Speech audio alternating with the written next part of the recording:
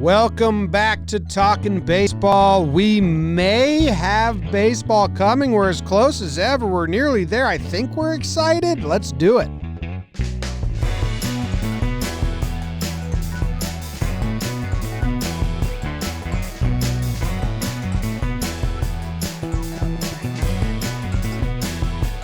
Welcome back to Talkin Baseball. My name is JOMBOY. I got Jake with me. We got Trev in Santa Barbara. A little Father's Day retweet.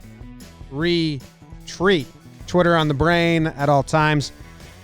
And I think we have exciting news, Trev. We're very weird because I think the people are excited because baseball, we're looking like baseball's going to be back. Now, the three of us and a lot of people that have been listening to our show have been nitty-gritty in the details, and I'm still having trouble sorting out how I feel about how the end result came, and do we have winners? Do we have losers? But I think the main thing is we have baseball almost, we can say, coming back. There's still a little bit that we can't. So, Trev, first off, how's Santa Barbara? How's the wife and kids? How's their little escape going? It's really nice. A little bit of June gloom up here, but I love that type of weather.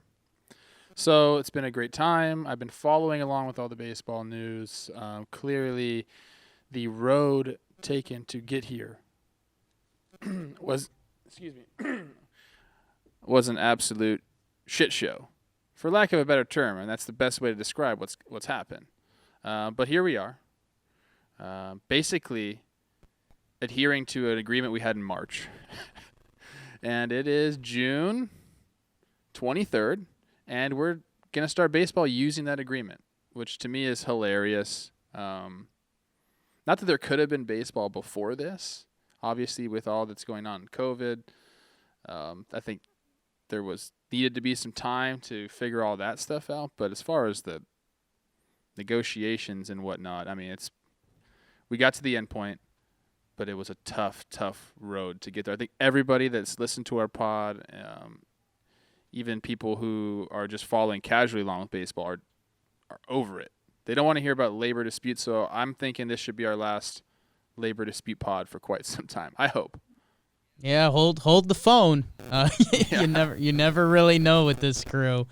And yeah, that's me and Jimmy. We just did JJR, JOMBOY Jake Radio. Go check that out. And it's kind of funny because we were both, from what I heard from Jimmy's emotions, we had the same emotions last night. Like, we got excited. You got that little baseball rush. Like, it is coming back. All the times I told myself that Manfred had the emergency press go button, like, that's kind of what we saw last night. I think they're still ironing out some of the health and safety measures, which are important, but considering everything else, do seem a little bit like an afterthought. And I think the other question that was posed to the players union is, will you guys be ready for July 1st? Everything we've heard so far has said that, so we'll see if there's any hiccups there. But I think what was funny, and this does start sounding a little sports radio-y, is the, like, who won, who lost? And we started talking about that a little bit, and I almost started walking all over myself instantly because again, like you said, we ended up essentially in the March agreement. Do you have the agreement? Like, for anyone who's not sure, and like I was pretty messed up last night, and there were so many different reports. So I know you just looked up past, and it's like, can you lay it out for me, like where we're at now? The part that was tricky was we got in statement mode again. So the statements started flying around, which is always a great time. Who doesn't like us baseball fans? We love a good statement. And I think what was confusing, because basically where we are, and I'll let anyone jump in, is the 60 games, full pro rata, but currently without any of the addendums we've talked about for this year. There's currently not a DH in both leagues, I believe. So that's one thing. There is. They are working on that. Okay. I misunderstood that as well. So in 2021, that is not offered, but 2020, per the safety and health protocol, like a sheet, that included the DH. Okay. And so there is DH, but there's not expanded playoffs currently, right? Yes. Okay. So yeah, I know I was trying to dig through another anonymous reporter named John Heyman's tweets earlier today, and I just got fed up again. Oh my goodness. And I think they, from what I know, they're still discussing this, and this was kind of the fun landing point that me and Jimmy landed on JJR this morning was, the expanded playoffs is a giant bargaining chip. I think everything being equal or in a vacuum or however you want to phrase it, with this 60-game season, I would still like to see the expanded playoffs. And I don't know, and maybe this is player inside stuff, but it sounds like there's still a chance that's on the table, but I don't know. I mean, they're still negotiating right now. There's been nothing signed off. Obviously, there's some deadline that's supposed to be today as we're recording this on a Tuesday. It's supposed to be by 5 p.m. Eastern today. Who knows if they'll adhere to that. But some of these things could make their way in. I don't think the postseason is going to make its way in this year. It is a bargaining chip. A lot of guys don't want expanded postseason, and I think a lot of fans don't want it either. It sounds like I understand what Jake's saying. Like, because we're having a weird, funky season, then it would be the only time where I'd be like, yeah, let's roll the dice and see what it's like. I understand that thought process. And if they did have them, I'd be like, open arms, cool, let's get crazy. This is a weird. But I don't want expanded playoffs. 16 teams is ridiculous. Because I don't want to set the precedent moving forward that more than 50% of teams get in. So I don't know if I flip-flopped on that or not, because I feel like sometimes I'm like, dude, that would be cool. Like, more guys get to play in the postseason. But, so I might, like I said, be flip-flopping on this issue. But when I really sit down and think about it, and over 50% of the teams being in the playoffs, like, that doesn't make any sense. That's why baseball is different. We have that long season. Only a certain amount of teams get in. Stop whining. That's how I feel about it now. So hopefully someone could clip me saying, oh, I love expanded playoffs, and then pair this one, and that'd be a great look for me. Trev, can you help me figure out my brain on this? Okay. So the players rejected the 60-game season with the DH and the extended playoffs and all the other stuff, because they basically wanted to tell the owners, like, hey, you're going to implement 50 anyway, so we're not going to give you all these perks and waive the grievance and waive all of that for just 10 more games. Yes. I'm totally fine with that stance. I understand that stance from the players. What I think muddies that stance is that they were willing to do it for 70, but not for 60. That's just because I had some tweets out there like, you're going to do it for 70, but not for 60.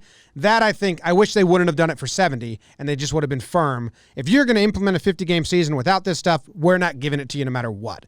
I would have much rather they stood with that, but they kind of played themselves with the one-aware. So anyway, that's where my brain was. I was like, I know what the players are doing. I agree with them. I just think the way they've messaged and sent it has now been muddied up. When they reject the 60-game season, and now Manfred can implement as low as 48, right, or 50, but Manfred says, all right, we're just going to do the 60 anyway. Half of that seems like that's in good faith, but it's also forced good faith, because if he doesn't do the 60 and does the 50, the players are going to win the grievance easily that this whole thing's been in bad faith. So it's like, it was been reported as, and good on the league for actually giving 60 and giving the players a little bit of what they want, but it was forced that he had to do it because it helps not lose the grievance moving forward. So my brain's all fucking twisted up, man, because I think the players played well at the end, and out of all the proposals, like, this is the best version of the 60-game proposal. We're not getting extended playoffs, but we're getting the DH. Like, as a fan, take away any allegiance to owner or player, just as a fan who wants to watch this, if I had to get a 60-game season, no extended playoffs, and the universal DH is the best version of that. So I know we're not 100%, but I'm trying, like, am I allowed to be happy? Because I think I got what I wanted if 60 was the number. I think you have the right to feel however you want to feel, Jim. Well, how do you feel? Like, do you think that it was gamesmanship to the end? Do you think there was any, like, handshake at the end No. that was like, okay. It was cool. all. It's all No, been okay. gamesmanship the entire time, and I had a tweet go out how I was over the business side and how the current construct can't survive, and I stand by that. Like, you can't just be us versus them and continue and think you're going to make it through a CBA. It's just not going to happen. But that being said, that's kind of where we're at right now. So, yeah, it was gamesmanship to the very end. Rob implementing 60 games is so the owners can bring that up if a grievance is filed. And now I'm not so sure that either side has a lien on the grievance. Like, I don't know if the players could win. I don't know if the owners could win. But I do know that having that bargaining chip for 2021 is important for one reason and one reason only. And this is a very important reason. So I think if people really think about this for a second, they'll understand why the players did what they did. If they file a grievance, they're going to get a peek inside the books. They've never been able to do that before. And to be able to do that before a CBA, to understand the economics of the game fully, the revenue of the game fully, is worth every cent of bad optics that they got. I know that sounds cold, and I know that sounds calculated, but dude, that's kind of where we're at. This is a business, okay? People always say, you guys play a kid's game for a living. Okay, yeah, I guess. But do you also know it's a $10.7 billion per year business? Like, this isn't some Sunday league. Like, this is Major League Baseball. Like, when You would have liked my rant on Morning this morning. I defended the players pretty well because people were like, why does the public just agree with the owners all the time? And I said, because the public wants to believe that these baseball players were just born with a gift that they didn't have to work for or dedicate their life to, and it's just like they got lucky, and they're like, I wish I was born and I could throw baseball that hard or hit a baseball that far. And I'm like, these guys gave up their youths, a lot of players. Like, gave up their adolescence and dedicated and worked really, really hard. You didn't do that. So These guys couldn't, go to wet T-shirt contests in Florida. yes, They it was had a booty shaking contest. Booty shaking contest, excuse me. No, there's also there's going to be a weird societal thing that comes out with people that just idolize really rich people, like they're kind of on that path, even though they're not at all. I don't know. That's a whole nother thing. We'll come back to that. But yeah, Trevor, I mean, that's a huge point that I had kind of forgotten about at the grievance, because we talked about before this. I think the number I just saw was $900 million that's potentially on the table with this grievance. But if the players get in the books, like that $900 million, and again, think about this sentence, that $900 million could be a blip on the radar. Yeah. And that's how insane that is. So, and that's interesting because when you start talking wins and losses, and if we really want to do that, we can. But my brain just jumped to Manfred and Tony Clark again, because these are the two guys that have been out there. And I was having some funny Jakey shower thoughts, as I always do. There goes the soap again. But I was picturing you holding a planter's watering. A watering plant over my head. Yeah, just giving yourself a shower like that. I knew where you went. Yeah. But I was wondering, and I was thinking about Bobby Manfred, Uncle Rob, and thinking about, I was seeing all these tweets today that were like, this is it for Manfred, he's fired. And, there's a world where, well, if the players get in the books, then I think Manfred is fucked. I think that's been one of the protecting jobs of the commissioner for a while. So maybe that could be the end game. But there's also another world where, again, this agreement happened March 26th. And here we are essentially doing the same thing. And the owners could have told Manfred, hey, we are losing some money per game. Let's drag our feet as much as he can. And, hey, if that was the job, he kind of did a good job. Tony Clark, again, I don't know, and this is what I'm still not processing, is because there are long plays here, there's a short play here, when there was supposed to be no play here. There's a pandemic. There wasn't supposed to be a play. It was supposed to be figure it out safely, but both sides kind of went for it a little bit, and, you get it. If you ain't cheating, you ain't trying a little bit. But, yeah, I guess that's the part I can't wrap my head around, because if you had told me, March, April that we were getting a 60-game season, I would have said I think the players lost or I think COVID got more involved, and maybe both sides are true. I don't really know. Yeah, it's a mess. And I keep thinking to myself, like, if there was no social media, like what would these negotiations look like? Maybe a few blips on SportsCenter. They talk about it. Oh, they're having trouble behind doors, closed doors. But because of social media, we've seen how certain Twitter personalities have been used as weapons. Possibly I fell into the trap a little bit early on. But we just seen, like, this happen in the public eye, and people get mad about it. So sometimes I think that's a really bad thing for the game. And then sometimes I think baseball has been talked about it's good, Trev. the entire summer when there's been no baseball. I think without social media, the players have no backing. I mean, I think without the public opinion and the power of public opinion, the owners send their message through ESPN and MLB TV, and the players would have zero backing in the media without social media. Yeah, I'm a little too young to remember how 94 went and how that was all portrayed through the media. I know it wasn't good for the game. Obviously, we watched the documentary about 98 and saw fans were still struggling to come back before that season. So maybe I'm just, not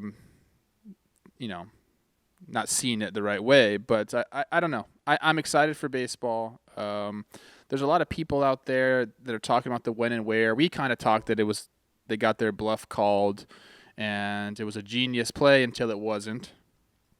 And I can see how, from the outside perspective looking in, I get it. It does look stupid. But, again, as I tweeted out, the when and where was to get to this point we're at now. When you say when and where, they wanted Bobby to implement a season. Now, Bobby, the way Bobby countered that was another proposal. And so I likened it. And also the grievance. Like, the public didn't realize that the when and where was, let's get this over with so we can file our grievance in a way. And Manfred was like, well, here's this, but you can't file the grievance, which then publicly outs that aspect of it. Well, what they were saying, when and where, was like, implement the March agreement. We've already agreed to this, so that's what we want. Put the ball in your court. And then Rob decided to throw another proposal, which included the expanded playoffs, included the universal DH for 2 years. I think eventually they took those away. But at the time, players had to backtrack. They're like, I'm not going to just say when and where, you're going to give me another proposal, and then us just say yes to that. That doesn't make any sense. So as bad as it kind of looked externally, like that was 100% the right thing to do, saying absolutely not. Like, you're not going to challenge me to a fight. I say okay, or I challenge you to a fight. You say okay, then you bring 2 extra kids to the yard. What am I going to do? I'm not going to fight all 3 of you. That was kind of my analogy there. So in the public, it looks stupid, but it would have been actually stupid for them to just say, okay, you told us when and where, and you added some extra things in there to grease your pockets. Sure, we'll do it. I just want to kind of clear that up for people, because I got a lot of people hounding me about that, how dumb the players looked after that slogan. Well, they would have looked even worse if they would have just agreed to some proposal because they were stubborn. The situation is incredibly nuanced, and a lot of people won't dig for that nuance. Hopefully anyone that listens to this kind of gets it a little more, but I do think, it backfired. It did. Surface level. Yeah, publicly it did. Yeah. But that's what we're here for. That's what we're here for. I want to do so much about the schedule and the season and the DH and what team is going to be benefited and all that, but we cannot do it yet. Not yet. Hopefully we have in next week we can do it, because there is still a chance this doesn't happen.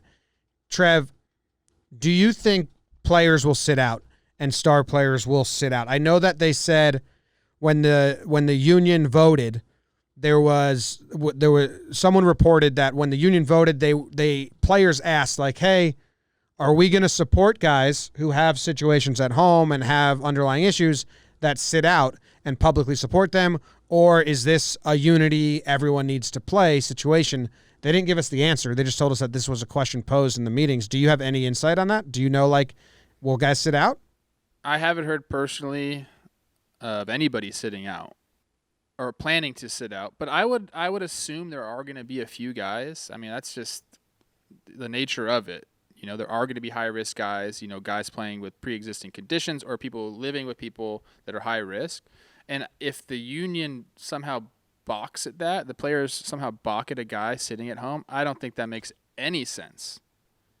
So my thinking is if someone does, and they have a legitimate reason to, players are going to fully support that. I think MLB should fully support that because if they don't, they're going to look like, I mean, they're going to look horrible. Yeah, there's bad optics negotiating stuff, but there's bad optics when it comes to like people's morally health and lively. Yeah, so I think there's semi clear there. We'll see. Yeah, it'll be interesting to see what happens. I mean, there's reports out there, and I think these are pretty good numbers here that because there was already the, I guess you'd call it an advance on salaries in March and through May, I believe it was. Guys making league minimum are going to be playing for $25,000, and the one thing that's interesting here is that there are no postseason shares for anybody. So essentially, if you go out there, you're making league minimum, you win the World Series, you're going to be playing from July through October for $25,000, which is kind of funny. So, and you hear something like that, and that's, you know, Trevor, I almost want you to tweet something like that because, you know, I've seen Heyman and some of the different guys tweet out different stuff that says, you know, well, you know, the players turned down the playoff shares for the right to grievance and, you know, hold that postseason chip. Like, I think if the public heard something like that, like a young player, I mean, like a Soto, I'm trying to think guys that are pre-arb, you know, could play the second half of the baseball season or almost the whole baseball season, win the World Series, and walk away with $25,000 from that point. And that's one of those things where I take a step back and I'm like, I'm wondering who won this war, and I hear something like that, and I think the owners. Yeah, well, you have to remember that league minimum is, you know, right around $500,000, and if you're going full prorated for 60 games, that's 37% of your actual salary. I don't know what the math is on that. BBD, can you give me 37% of $500,000? That's I mean, I've got it at the tip of my tongue, so I'll give it to you guys that it's Trev's the math whiz. Basic arithmetic is whatever. Yeah, so I mean, look, $185K. Yeah, $185K. So it means they've already been paid $150,000 for $160,000 for staying home. Yeah, staying home. So they weren't going to make. I mean, I don't want to say like they're not making anything. They're not making a ton of money. Right, there's still numbers, but yeah. But it's interesting to think like that. Yeah. What's so interesting to me is that when this, like the very first conversation the three of us ever had, way back in February or March, we're like, well, they're going to prorate it, but now the owners want to take 30% off on top of that because they're saying they're going to lose 30% of revenue. Those were the numbers we were at in March. That's where we landed, basically. Yeah. Yeah, I mean, look, I don't know. What a long, winding road to nowhere. I'm not sure what you were trying to say there, but they are getting their full 100% prorated when the league was going to offer prorated and then minus the 30% or whatever they were trying to do. Well, that was with 80 games. Like, I'm just saying we landed where we started, basically. We did, Jim. We took the long road, the ugly, disgusting, bumpy road to get there. And I'm kind of with you. People are really complaining about the game, but in the end, I don't know. Baseball is being talked about every single day, and if they didn't play, I think they would have lost a lot of fans. I do. If I was a casual fan, I'd be like, "Fuck that." So I'm glad they're playing, and I think as soon as games start, we will get excitement. And we will talk about it and all that. And that's why I want to do like another episode where we're excited and we're talking about like the schedule and like, the matchups and all that. I'm excited. Yeah. You know, I have a lot of people in my mentions tell me that they're done with the game. They're also telling me they're done with me and they think I'm playing and I'm greedy. Like, people don't understand I'm not a player anymore. But there's a lot of people out there. I mean, and I don't know what that means. It's the vocal minority, whatever it is. But a lot of people are telling me that they are over it. They don't want to watch baseball. So there is some really bad Those blood people out have there. human names and human pictures on their Twitter accounts? Because I'd guess They're probably all not. of a certain demographic. Cranky old white guys. Like 90% of them, probably, maybe even more. They yell at me all the time no matter what I post. But I also think once baseball starts, people are going to kind of forget about it all.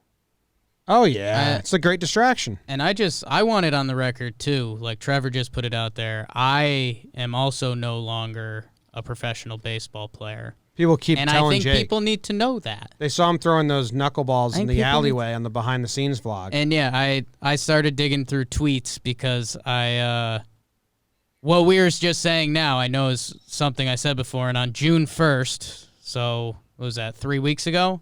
Something. I said at the end of this, we're going to get the approximate 80 game. So wrong. Change that to 60. We're going to get the approximate 80 game season that everyone pretty much agreed to in March, but each side probably racked up a good lawyer bill doing it this way. So I don't know. It's from that side, it does seem frustrating, and it does kick into a conversation this offseason, which was the Houston stuff good for baseball? And I know Jimmy touched upon that the other way, and there are some little parts of that are fun because you're talking about how they're doing it during at-bats, during game. Like there's some gameplay here where here there's nothing. And yeah, I do think a lot of people started seeing those tweets go around for some Twitter clout like, guess what? I'm done with the game. Oh, yeah. People love saying shit like that. And I think that started going around. But hey, July 24th is the number on paper. Again, that's exciting, but it's also partially sad because they could have gotten a full 3 weeks to hook people. Like I am deeper into European soccer than I've ever been, and maybe that'll be gone in a month. Maybe it's not. That I've been watching UFC every Saturday night. Like I don't want to, but I tell Jimmy it's like the best way to scratch the itch at this point. So it'll be interesting to see, and MLB could be the first major sport back, I think, still at this point, which it might only be a week. They did it. I think the next storyline is what you guys were just talking about, and it's who's not going to play, because we've had these stories leaking out from the NBA, and again, all of this stuff is very different when people are trying to compare leagues. Like I know a guy, Davis Bertans, who if you're not an NBA fan, you may not know, but he's had a really nice year and he's hitting free agency and he's on the Wizards and they're probably not going to do anything. So he's like, hey, I'm tapping out. And I think the Wizards are even like, hey, man, that's fine. Like we get it. So baseball, there's kind of not that, I don't think. I think anything is just going to be strictly health related. And I bet it's not a lot of guys. This might come back to shit on me, but I mean, please be Garrett Cole. Please be Garrett Cole. Please be Garrett Cole. Hey, there's he's driving to Yankee Stadium to pitch. Yeah, the bullpen on the mound like every day. I think he's itching. There's a chance. He's got his money. Yeah, there's a chance for baby crew, I guess. I think the bigger thing is the actual people with immune system type stuff or family members with immune system type stuff, but. I mean, I think this is something we've also said along the way is like, I mean, these are baseball players, and they all they know is playing baseball. I'm saying that in the most polite way possible, but there's not a lot of these guys that could just be sitting at home for the rest of the summer watching everybody else play every day. If someone's sitting out, it's going to be 100% health issue stuff, and that stuff should be fair, like we said. I have a statement, and then I want to play a game, and then I want to play a game. Official statement? No, it's not really a statement either. Okay. I just want to pose something, and then I want to play a game. Posing. I think that we should go over one day and maybe reread some tweets from all these big J journalists, and then lump them into a category of who they support. One category would be Major League Baseball owners group. One category would be Scott Boras. One category would be players. And we just kind of lump everybody in so we know where we're at. It's kind of like CNN and Fox. Like, you know what you're going to get with those two. And I think we need. Well, you can break it down to the when they met face to face, and who reported a deal's done and who said otherwise, because People need to know what they're getting into. Heyman got tipped off from the league, and he didn't double check it with Boris, which is weird because Boris is his best friend. Yeah. So Heyman, not that you know where Heyman stands, you just know he doesn't double check his sources. Who's this reporter? Some anonymous guy. Trevor, what you were just saying is, the old Batman gif. Some men just want to watch the world burn. I'm just saying, I think it's If important. we throw that out there, it's important for fans to know light because the match. They are getting information, and they're like, "Oh, see," but it's like it's like statistics, dude. You could really give any stat you want. You could cherry pick, and when you do that with these reporters, like clearly, if we were to do that with me, they'd be like, "Okay, player side, just fucking." Let this guy. Right. I try to be objective about everything. I have said bad things about the Players Association, but of course I'm going to have a lean. I've seen a lot of things and heard a lot of things in my time playing that are going to make me be that way. So that's fine. Lump me with the players. I get it. But these guys that claim to be journalists shouldn't have a lean and should be reporting facts, and they're not. They're playing a game, and they're making people have opinions based on who they support. I don't know if there's any money being passed around. I'm not going to say that. I'm not saying that. Heyo. I've never heard that. I don't think so. I don't think so. I think it. Otherwise, pay us. It's I'm just for sources. sale. It's tit for tat. It's like, I'll give you information. I'll say anything. You give me information, whatever. I do know. Say bug Gatorade. I do know that certain guys. This is 100% fact. I do know that certain guys will put stuff out there for certain people to help their cases. And I'm talking about anything from work for the owners, help for agents, talking about mystery teams involved.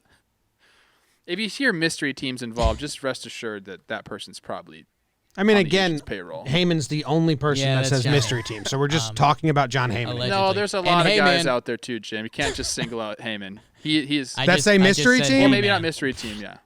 That's like his calling card. Heyman.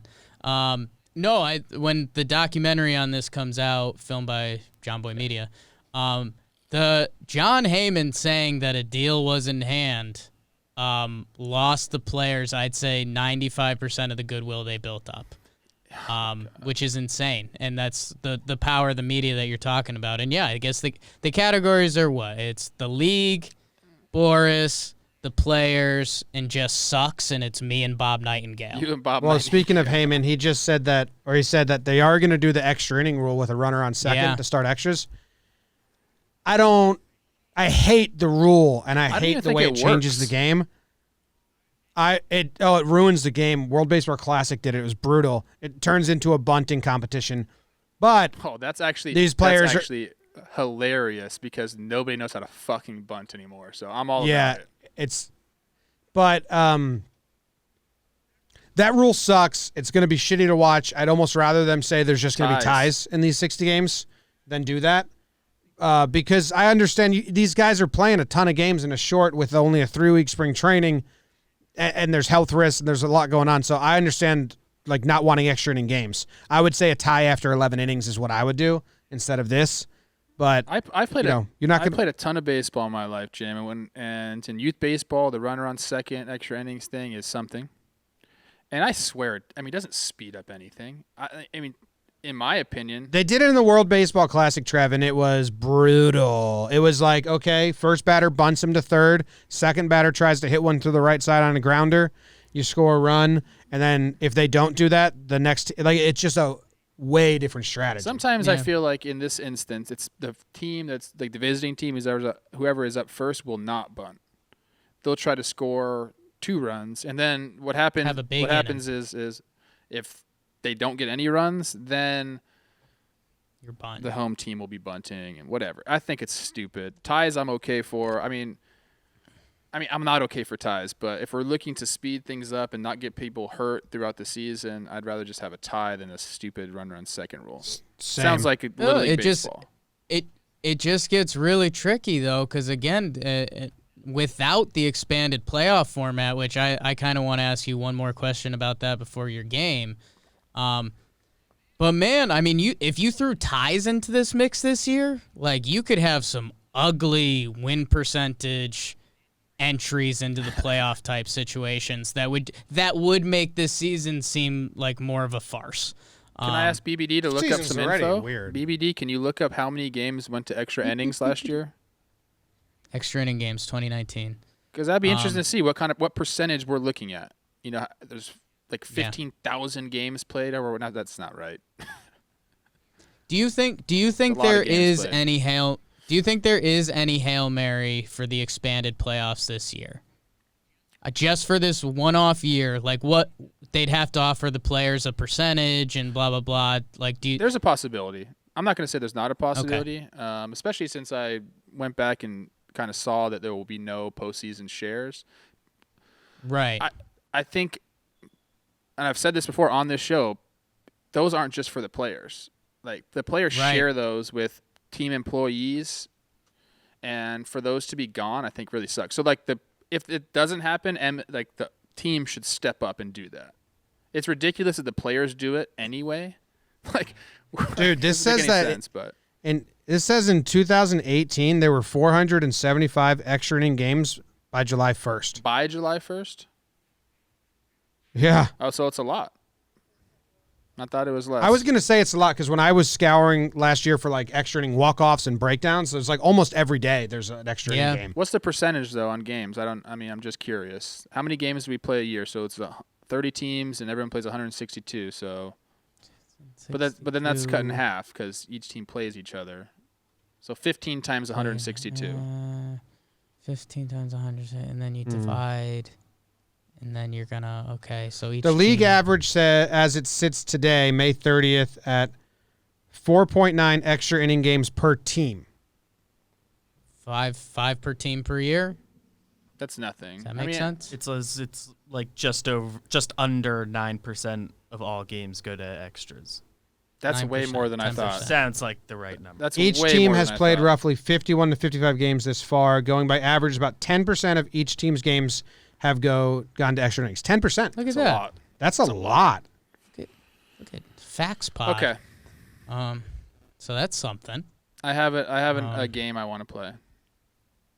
Yeah, I just my final thing on the expanded playoffs, because I like Jim, we're not far apart on this, and during a traditional season I like the current playoff format, but I just feel like it would be a really bad look for this season if, the 60 games finish and in the 6 playoff spots that, were taken out from the expanded format, you're looking at just really good baseball teams. I mean, any team that gets off to a slow start is in risk there, whether it's, Yankees, Twins, you don't think a team like the Dodgers is at risk until they are. And I just think that has a chance at coming back at baseball. So hopefully, I do hope they figure out the money for the players, for the shares or whatever it is, to make that work just for this year. Because I don't know. I think it puts baseball at a bigger risk. We need the final nail in the coffin.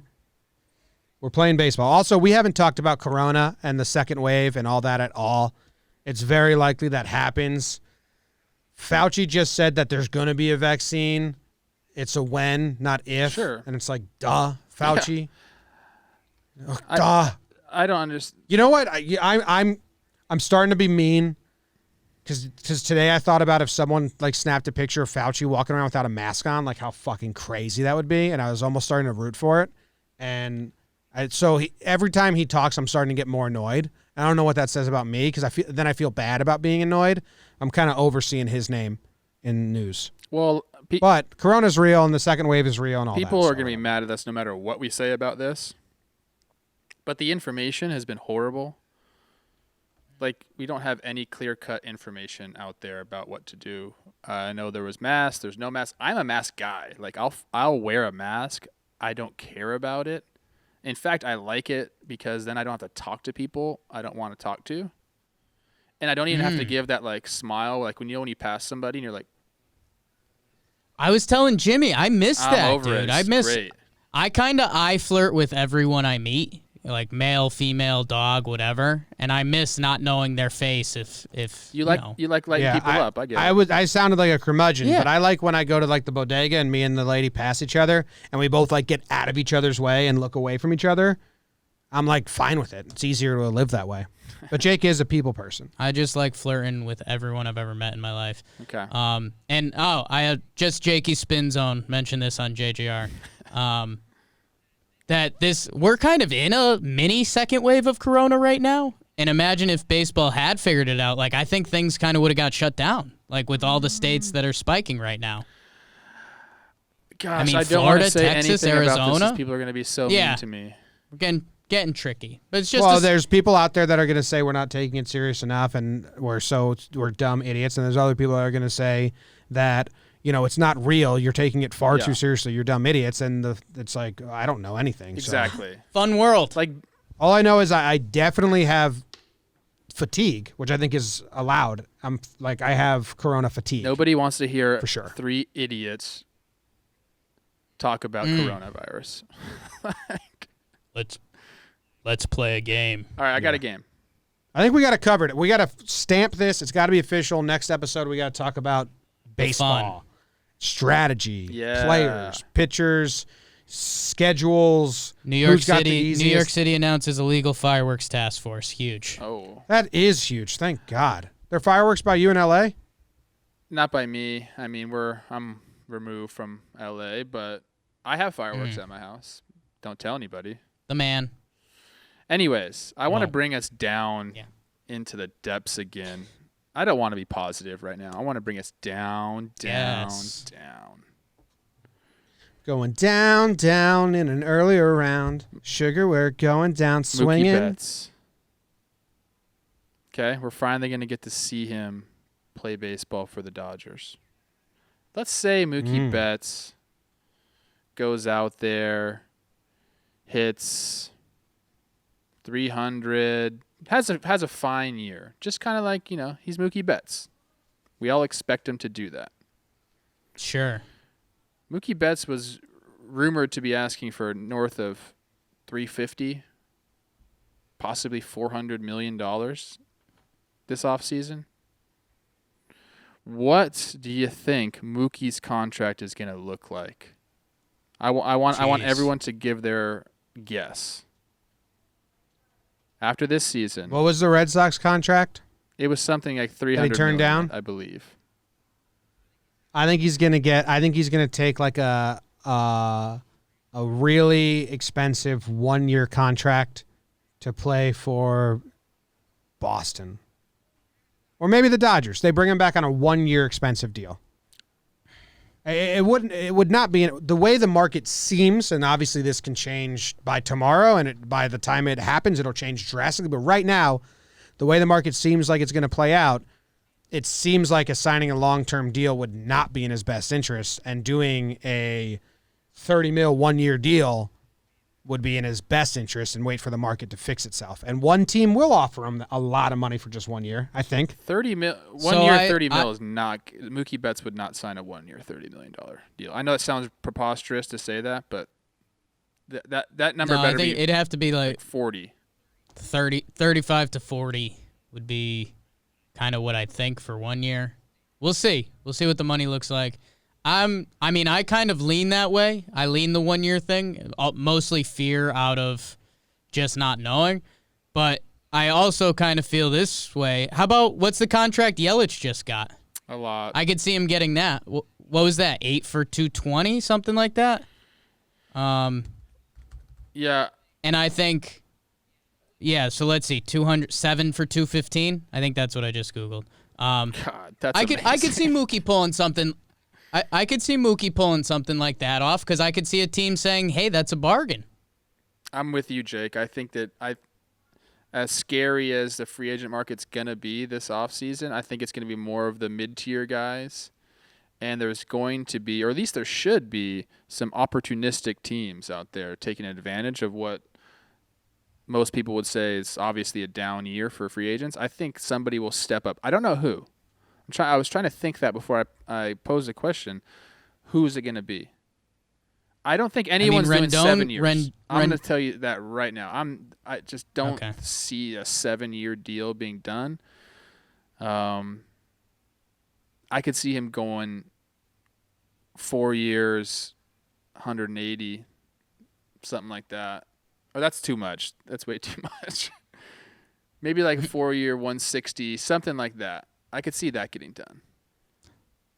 I mean, Rendon got 7 for $245, and I think that comes out to $35 a year.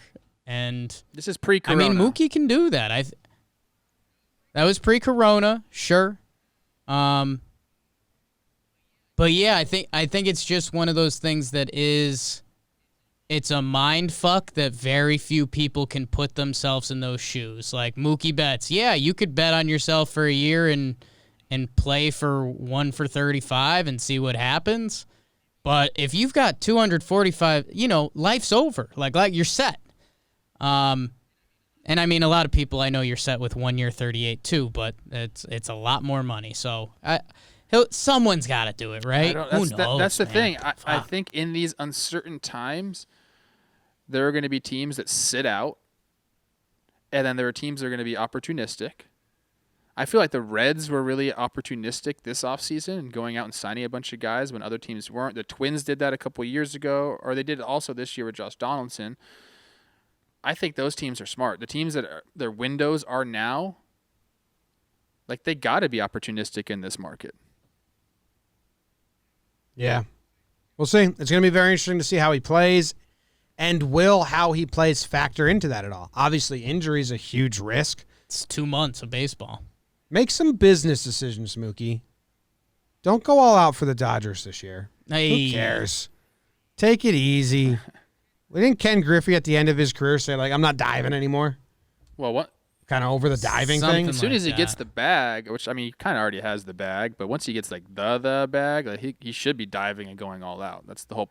Dodgers should just negotiate for a 1-year deal with him right now. But he's going to be crazy now to test the open market. But then at least he's not exposed for this 2 months. Don't hurt yourself. I don't Mookie. want to say the C word, but I mean, it's not like it hasn't been proven and it's been paid out before in baseball. Collusion is a real thing. Oh, thank God. He thought you were going to say cookies. I mean, Paul Molitor, my manager, won a collusion case. Like, it's been proven in baseball before there's been collusion, and if there's ever going to be another year that it's going to happen, by golly. If it didn't already happen in the last 3 years prior to this, it's going to happen this offseason. Yeah. Extra innings are going to be so fucking weird if they do this runner on second. You're just going to have, with the expanded rosters, you're just going to have a bunter on your bench and a pinch runner. So, okay, extra innings. Hey, Tyler Wade, you're in. Go to second base. You're our fastest dude. Hey, who's the best bunter on the team? It's also Tyler Wade, but, someone else on the bench, like Tyro Estrada, you're up, bunt Wade over, and it's going to be a completely different game. Love sneaking in some Yankees deep cuts at the end. Different players. What's Yeah. fun is It's stupid. usually you practice like 5 different bunt plays in spring training. And you have the wheel, you have the pickoff, you have the no look, you have, the crash play, everything. And then you end up running play number 1, which is just get an out. That's what every team does. They practice 5 different plays and then they run one play. That's just how it is. You can ask any baseball player. They're like, why are we practicing? So I'm curious if teams are going to actually implement some more of these trick plays in this situation. Because it's going to be a big part of the game. 10% of the games going to extra innings. 10% of the games are going to be decided by bunt defense and the ability to put down a bunt. It's going to be hilarious. Nobody can bunt anymore. So like you're saying, I agree, Jim. They're going to have people like we're going to see some pitchers up there probably in those situations, pinch hitting, because they've bunted a lot. They probably bunted more than position players have. So it's going to be interesting to see how it turns out, but I can't believe they're doing that. I cannot believe it. It's like a penalty kill unit for hockey, just the extra inning too. Possibly a defensive unit Right. to go in there and defend. Yeah. You know? Did the Twins have a pitcher pickoff play to third, like instead of a throw over to first, a throw over to third? When?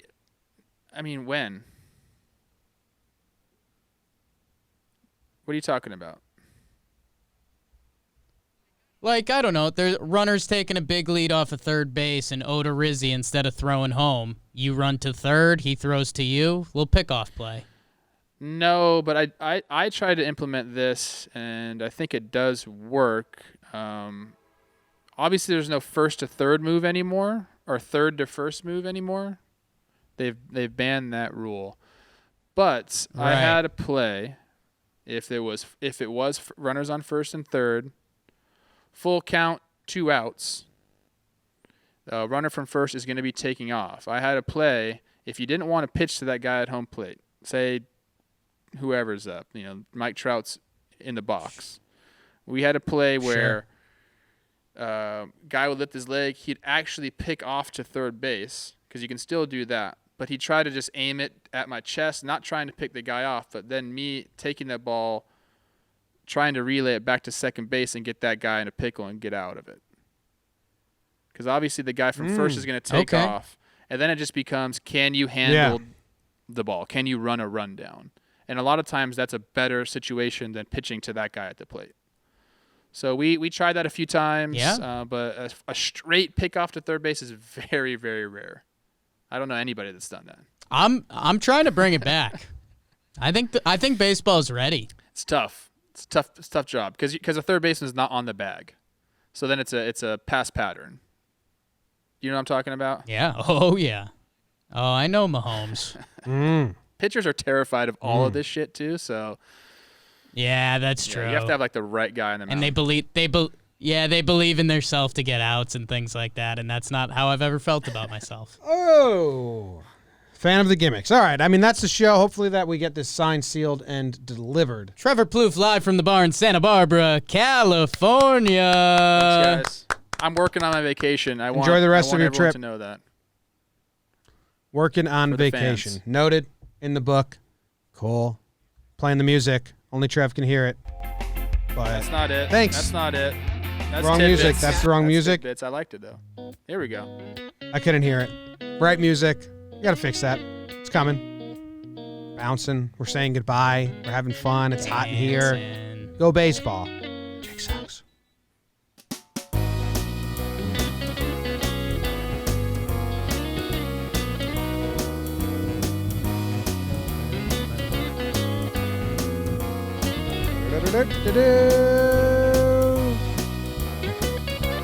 Charge.